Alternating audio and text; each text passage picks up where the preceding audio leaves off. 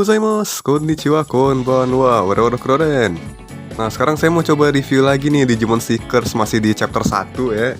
Chapter 1 AG Wolf of the Ninth Avenue, udah di subchapter 2 sampai 4 aja sih sekarang. Buat apa? Buat ngerangkumnya biar cepet dan kalian juga nggak kelamaan nunggu pastinya. Ya lama kan kalau satu-satu gitu kan, jadi langsung 3-3 aja. Atau sebisa saya mungkin lah. Pokoknya diringkas-ringkas gitu kan.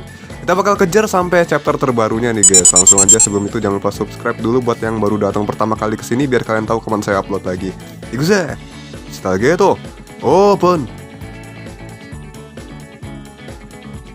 Oke, kita mulai dari chapter 1-2 dulu ya. Dari sini diceritakan bahwa si Eiji akhirnya berhasil menangkap Modoki Betamon dengan 3 Tyrannomonnya.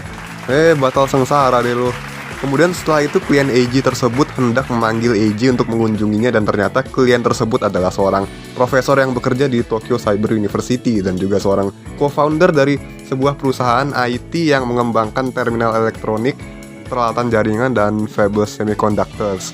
Dia juga pemegang saham utama perusahaan ini yang nama perusahaannya adalah Abadin Electronics Corp atau EI ya teman-teman. Beliau ini adalah Profesor Tomonori Ryusenji. Beliau itu adalah seorang yang disebut sebagai profesor karena selain petinggi perusahaan, dia juga adalah seorang profesor di universitas. Baik Tokyo Cyber University dan EI ini memiliki reputasi yang bagus meskipun relatif baru dan menjadi pusat multinasional di Tokyo. Balik lagi, selama ini Eiji dan profesor hanya bisa saling menghubungi dengan voice chat untuk urusan terkait permintaan profesor. Tapi akhirnya dia kini mendapat kesempatan untuk menjelajahi EI. Namun karena dia bertemu dengan sosok penting seperti Profesor Ryusenji, dia harus melewati beberapa prosedur terlebih dahulu, seperti halnya mengisi formulir di resepsionis. Dan di bagian ini cukup seru dan menarik karena sekali lagi kita diperlihatkan tingkah Eiji terhadap si resepsionis yang bernama Hatsune-chan ini. Itu Hatsune Miku, Pak. Udah tua. Ya, ketahuan deh umur saya. Ini nih aku pakai image ini nih buat resepsionisnya dengan karakter yang ini aja dari arsip biru teman-teman. Soalnya emang nggak dijelasin sosoknya kayak gimana teman-teman. Jadi si Hatsune-chan ini cukup kesal dengan Eiji karena sikap Eiji yang terlalu santai dengannya. Dan di versi Jepang lebih jelasnya karena dia manggil dengan sebutan Hatsune-chan dan Hatsunechi. Aduh, Eiji kamu ini kamu malah flirting kamu ya. Kemudian karena merasa malas untuk mengisi formulirnya, jadi dia kirim pesan aja pada profesor. Kayak, gue udah nyampe nih, gue di lobby ya, tungguin deh. Aduh, wah ini jangan dicontoh ya friends. Jangan begitu teman-teman. Setelah itu Eiji melihat banyak guest selain dia pada megang guest pass. Bukan battle pass, battle pass mah buat ini game. Ada PUBG.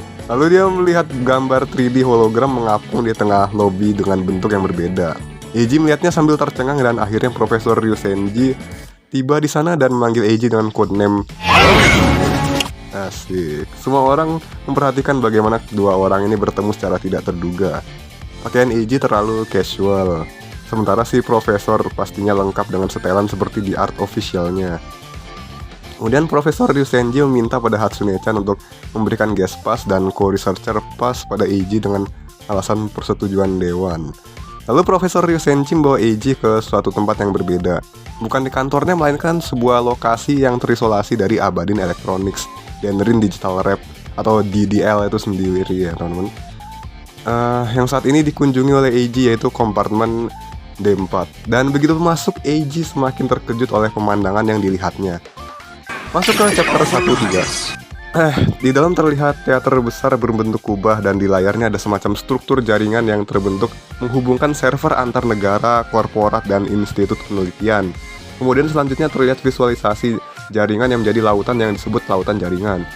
Visualnya mulai masuk ke dalam jaringan dan setelah itu nampak adegan sebuah dunia yang sangat berbeda terbentuk.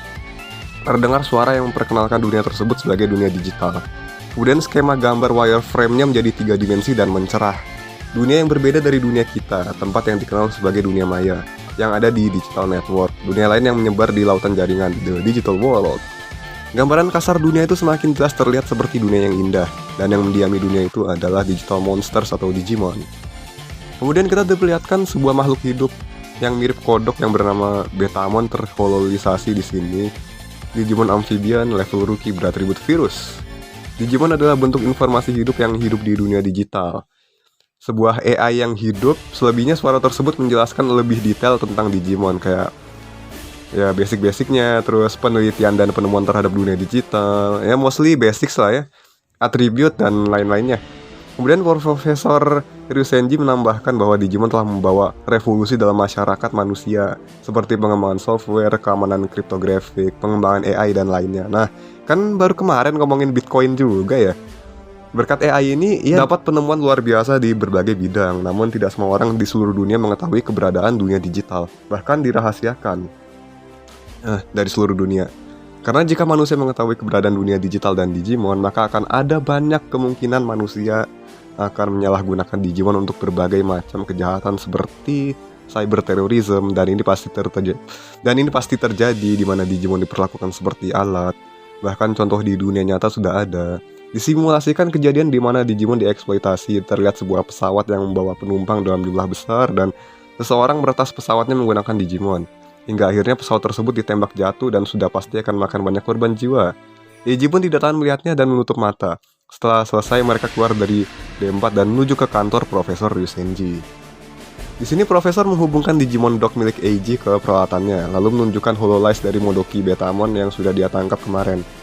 Applause dulu guys, akhirnya ketangkep nih si budukan satu ini pakai 3 Tyrannomon ya teman-teman. Pakai 3 champion buat nangkep satu rookie doang teman-teman. Wah, applause banget sih teman-teman. Ya tentu saja itu adalah Modoki Betamon seperti yang kuminta, ucap Eiji. Seperti yang diminta ya teman-teman. Profesor menggeser-geser modelnya dan gembira, dan Eiji membanggakan 3 Tyrannomon miliknya. Udah bodo amat lah. Seriously 3 champion lawan rookie sebiji cocok. Kemudian mereka membahas mengenai apa yang membedakan dia dengan Betamon pada umumnya. Profesor Ryusenji kaget Eiji kok nggak tahu perbedaan keduanya. Tapi kemudian Eiji menjawab sesuatu yang cukup jelas, dari warnanya. Kemudian karena jawabannya benar, Profesor senang dan akan memberinya bonus membuat Eiji berterima kasih. Ini Eiji harus belajar teknik seni Ripen guys. Teknik warisan turun-temurun yang legenda dalam produksi. Wah, Ripen itu sudah membawa revolusi guys. Sangat bermanfaat buat produksi dan segala macamnya teman-teman ya. Lalu kembali membahas perbedaan mereka seperti jurus dan lainnya. Terus Profesor menanyakan perasaan Eiji mengenai video display di area D4 tadi. Menurutnya dengan jujur Eiji berkata itu sebuah konsep yang bagus dan luar biasa. Lalu lanjut penjelasan Profesor Ryusenji mengenai video tersebut adalah promosi dari proyek besarnya yaitu Digimon Land, yang ditujukan untuk orang yang belum mengenal dunia digital dan Digimon yang pernah menjadi rencananya untuk ditampilkan sebagai hiburan.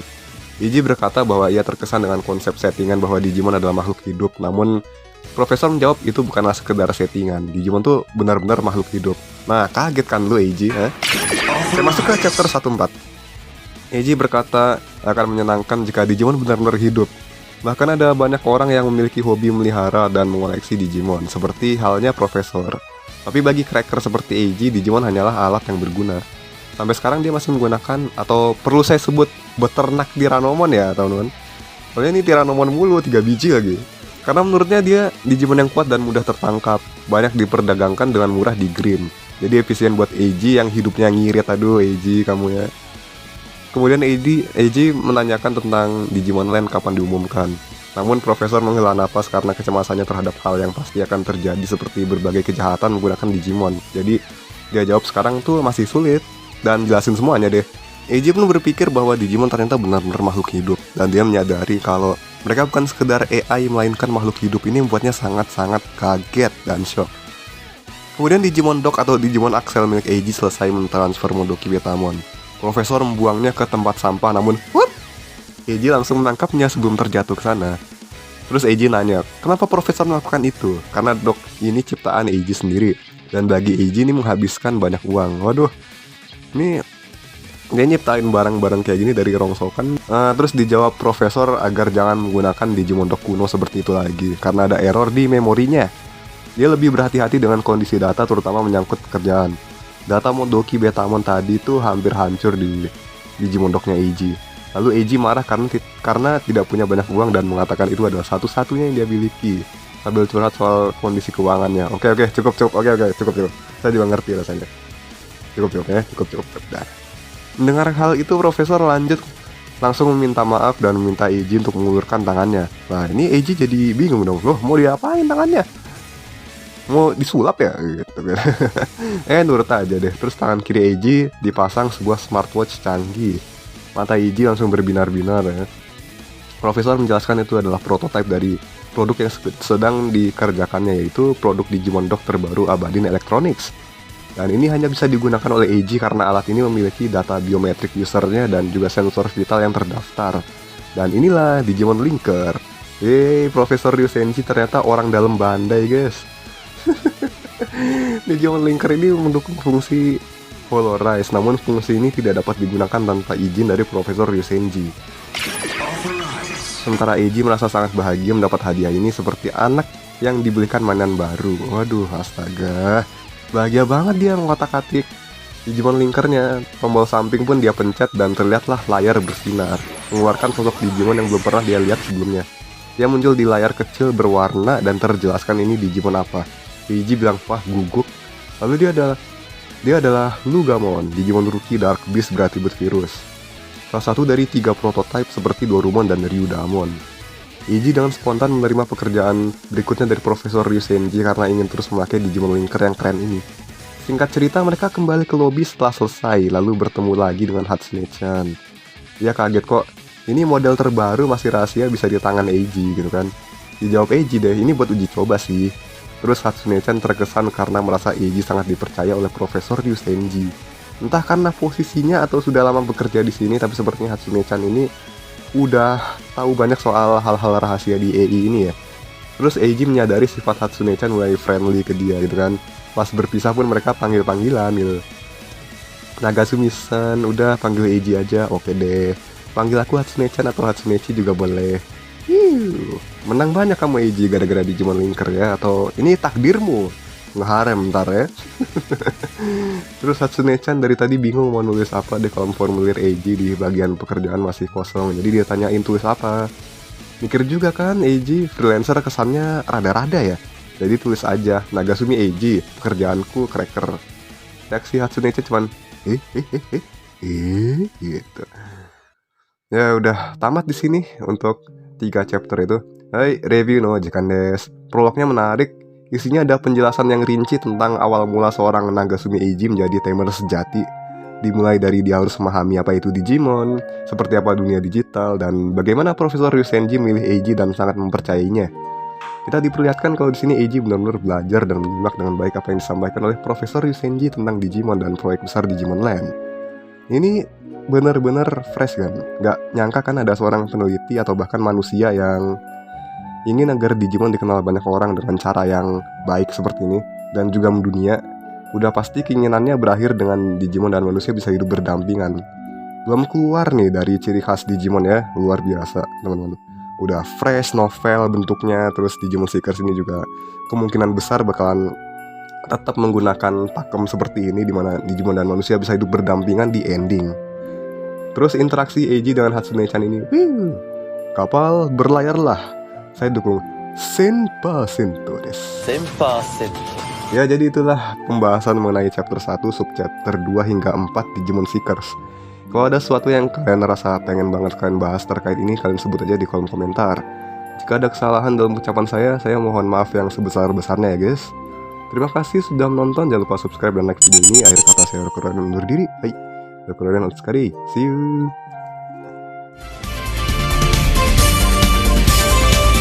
この番組はご覧のスポンサーの提供でお送りします。